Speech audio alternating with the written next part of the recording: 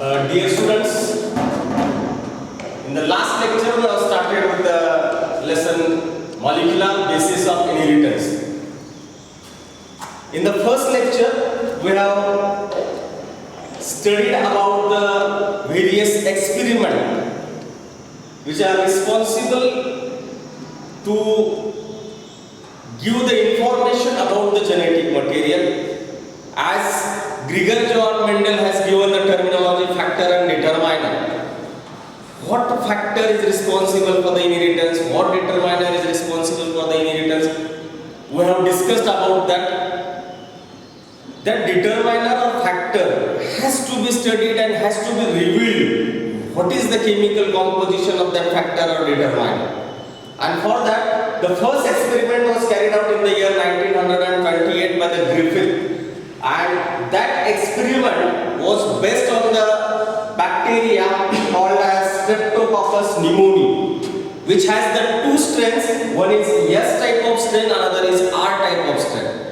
And in the last lecture we also studied that S type of strain, it is virulent strain, smooth, pathogenic, while R type of strain, it is avirulent, rough and non-pathogenic. And these two strains were injected in the body of mice. And what happened we have studied. When it is injected, R strain does not give the disease, S strain gives the disease, while hit-kill S strain, it does not give the disease. When hit-killed and R strain combinedly it is injected in the body of mice, at that time it given the disease to the mice and mice got the pneumonia. And further, this mice was studied clinically. At that time it is found that in that dead mice we got the living S strain. We have injected the living R strain with the hit-killed S strain, but still the body of mice is detected with the living S strain. How it is possible? So at that time Griffith has given the terminology called as transformation, bacterial transformation. What is bacterial transformation? Something is present in that particular hit-killed S strain which was responsible for the conversion of living R strain into S strain. So which was that factor which converted the living R strain into living S strain? It was the most important question for the various biologists, various microbiologists at that time, and it is revealed by the various researchers in their studies. After the 10 years of the experiment of the Griffith, further experiment was carried out by the Avery, MacLeod and McCarthy in the year 1944. This experiment, it is carried out in the Rockefeller University of New York. What was that experiment? They have conducted one experiment. They have extracted all the chemical components present in that hit-killed S strain. Hit-killed S strain? Yes, this bacterium consists of various elements.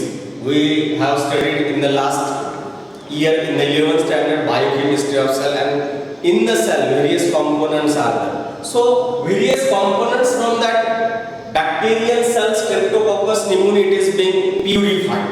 It is being extracted. It is being separated from other.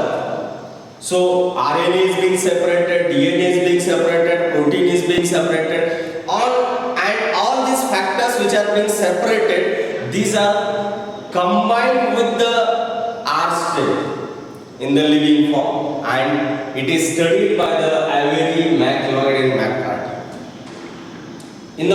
Suppose that in the first test tube, they have taken the 3 test tubes. One is with RNA of hit-killed S strain.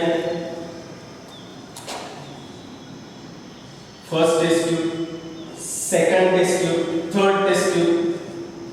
First one is with RNA of hit-killed S strain. Second was with protein of hit-killed S strain. And third one is with DNA of hit-killed S strain. And in each test tube, Avery, MacLeod and McCarthy included the R strain of the Streptococcus pneumoniae bacteria. At that time, R strain remains R strain in the RNA, R strain remains R strain in the protein, while R strain is converted into S strain in the DNA containing test tube. And from this experiment, Avery, McLeod and McCarthy in the year 1944 concluded that this DNA is responsible for the conversion of R strain into S strain. And according to Avery, McLeod and McCarthy, this DNA is a transforming principle. We have studied the bacterial transformation. Transformation is nothing but the material which is responsible for the conversion of one strain into another strain, and conversion of one strain into another strain is called as bacterial transformation, while the material which is responsible for the conversion of one strain into another strain is called as transforming principle. And according to Avery, McLeod and McCarthy's experiment, this DNA is a transforming principle. But various biologists, or among all the biologists, many of the biologists was not confirmed about Avery, McLeod and McCarthy's experiment. They were not ready to accept that DNA is a genetic material, or DNA is a transforming principle which converts the R strain into S strain. So, after the work of Avery, McLeod and McCarthy, further confirmation was given by the Hershey and Chase. Hershey and Chase in the year 1952 conducted one experiment. This experiment was based on the bacteriophages. Last year we have studied the viruses. Viruses are of three types, that is plant viruses, animal viruses and bacteriophages. Bacteriophages are those viruses which are responsible for infection to the bacteria. Viruses which infects the bacteria, these are called as bacteriophages. They multiply themselves with the help of bacteria, these are called as bacteriophages. So bacteriophages are the viruses which infects the bacteria and multiply themselves in the bacterial cell. So Hershey and Chase, these two scientists, when working on this bacteriophages, they have used the radioactive elements. We have studied last year the biochemistry of cell are molecules which are present in the living organism. Mostly bacteriophages consist only two contents. One is the coat which is present outside, which is made up of protein. Another content which is present inside that protein content or protein coat, that is DNA. So other than this protein coat and DNA, there is nothing. So protein coat and DNA, these are the two molecules or two materials, two chemicals which are present in the bacteriophages. So one is protein, another is DNA. And we better knows the chemical composition present in the chemical elements present in the protein and DNA. Each consists carbon, hydrogen, oxygen, nitrogen and sulfur. Protein consists carbon, hydrogen, oxygen, nitrogen and sulfur. These are the four elements which are present in the protein. While DNA consists carbon, hydrogen, oxygen, nitrogen and phosphorus. Elements which are present in both. Carbon is present in the DNA, protein is present in the DNA, hydrogen is present in the DNA, hydrogen is present in the protein, oxygen is present in the DNA, oxygen is present in the protein, nitrogen is present in the DNA, nitrogen is present in the protein. While sulfur and protein, sulfur is present in the protein, absent in the DNA. Phosphorus is present in the DNA, absent in the protein. So Hershey and Chase utilize these two elements for radio labeling, and radioactive elements of sulfur and phosphorus were utilized by the Hershey and Chase in the year 1952 for their experiment. So sulfur, it is the content of protein code. So first, bacteriophage, it is labeled with protein code which consists the sulfur, radioactive sulfur, while another bacteriophage is consisting the phosphorus, radioactive phosphorus, and radioactive phosphorus, it is the content of DNA. So one is with radioactive or radio labeled DNA, another is with radioactive or radio labeled protein code, and these two infected two separate E. coli bacterium colony.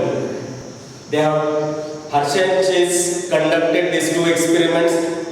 One is provided with the sulfur labeled protein code, another is provided with the phosphor labeled DNA code, and two E. coli bacterial colonies were infected.